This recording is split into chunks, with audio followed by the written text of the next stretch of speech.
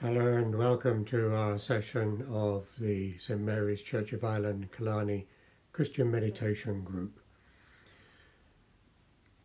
The continuing need for us to meet online is blessed by the fact that we can share in our conversations via our text and WhatsApp and other platforms that we have, and indeed the comment section beneath this YouTube broadcast.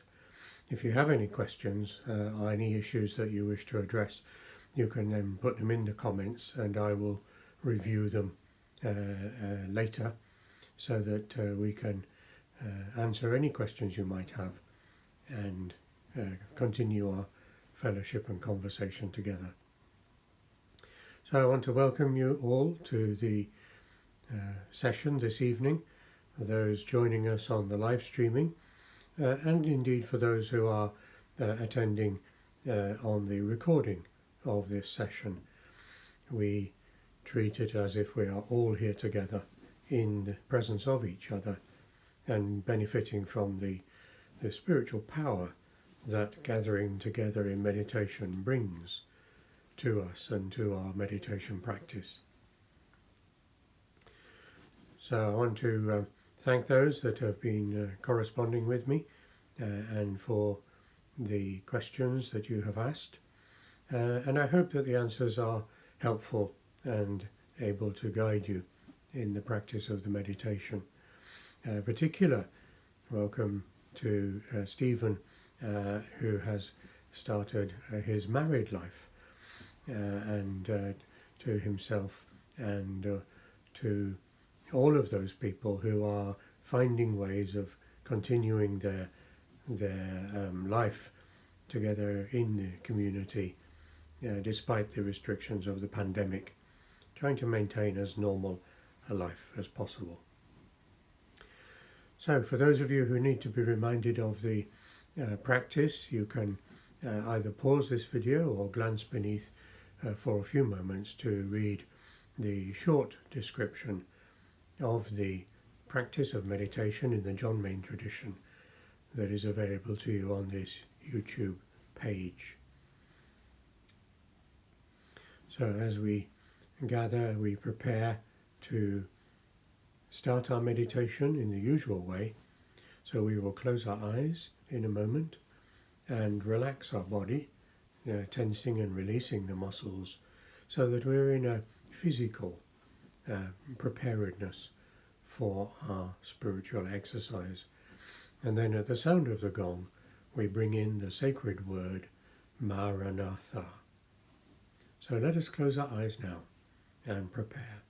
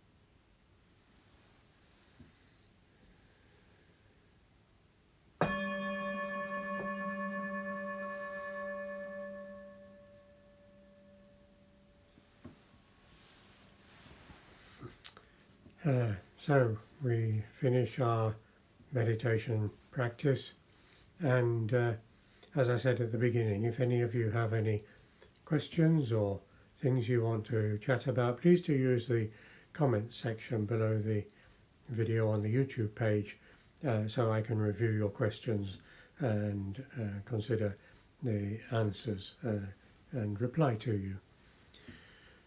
So on this occasion, I'd like to talk to you about something that's been on my mind for some little while now, and as I reflect upon the practice of meditation, I constantly look for indications. Perhaps indications is not quite the right word, but in a sense pointers to the deeper meaning of the practice and its efficacy. And one of the things that struck me recently was the concept in God of unity, and the way in which our meditation practice assists us in becoming, first of all, aware of unity as God exemplifies it, and also aware of our own need and our own inabilities, or should I say abilities, in regard to unity within the world in which we live, and indeed in our inner world. So it's about that I want to reflect for a few moments with you.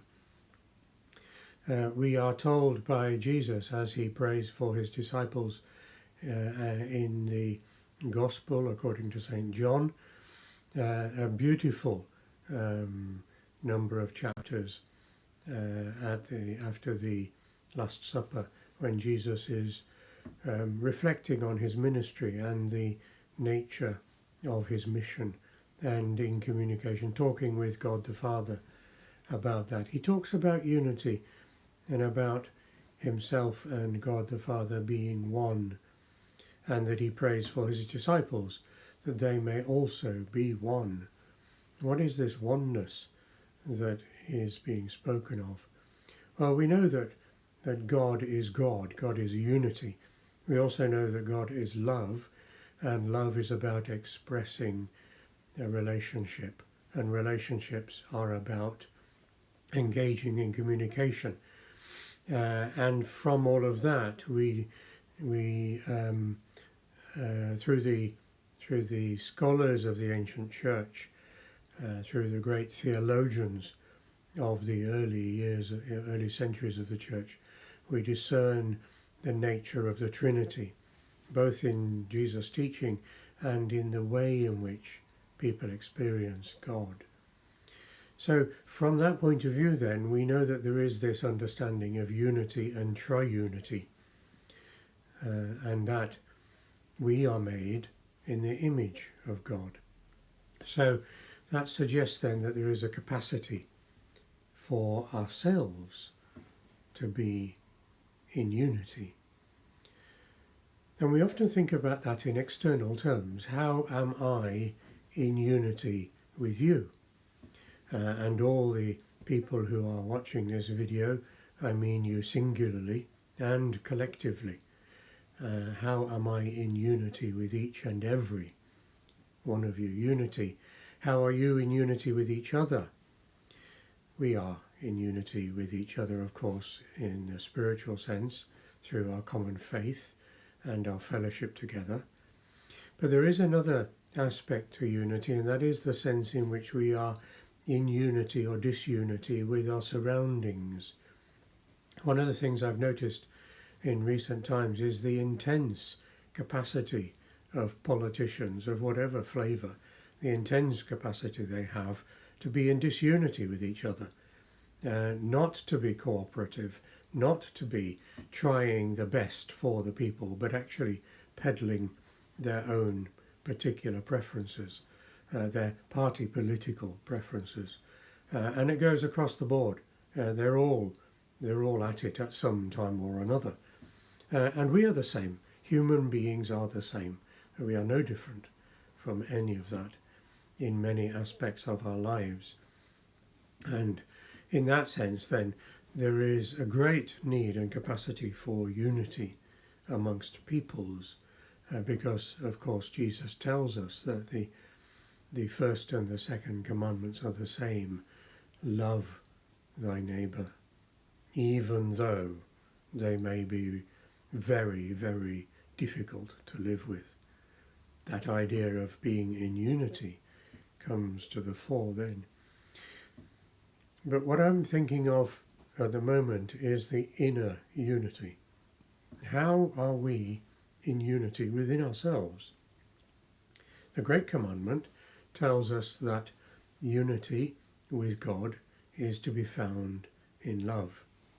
Love the Lord your God with all your heart, all your soul, and all your mind. So we are to love God with our heart, our soul, and our mind.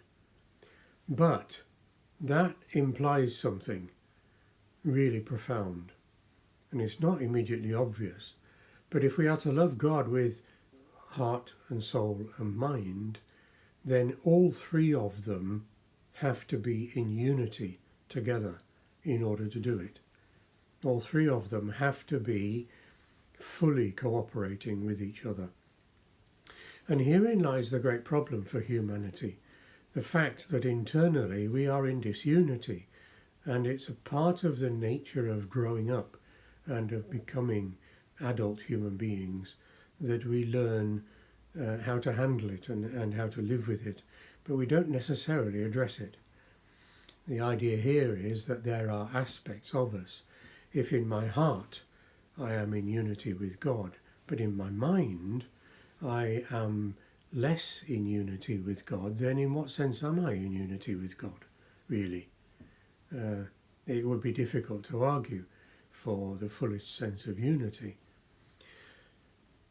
There is a particular aspect to this that has struck me as really, really significant, and perhaps the meditation practice is aiming to address this particular situation, because we know in the meditation that the instruction tells us that whenever a spurious thought or a feeling intrudes upon our mind, then we must, and we notice it, then immediately we must go straight back to the sacred word.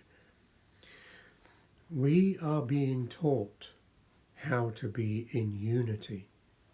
All of those stray thoughts are coming from, well, wherever they come from, they are coming from somewhere, and they are arriving in our consciousness and distracting us.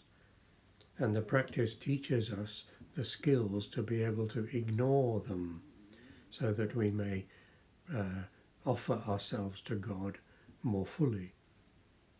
And because that practice of meditation is aiming at doing this, its effect is basically to bring our subconscious, perhaps, or our ego, or whatever it is you want to, however it is you want to think of it, to bring that into line with our consciousness, our purposefulness in our meditation, in aligning ourselves with God's will. So we're trying to bring the two together. But in practical terms, one of the things I like to do is to investigate the nature of the physicality of these things. And in researching the matter, I have come across some very interesting possibilities. Psychologists and neuroscientists tell us that there is a distinct difference between the left side of the brain and the right side of the brain.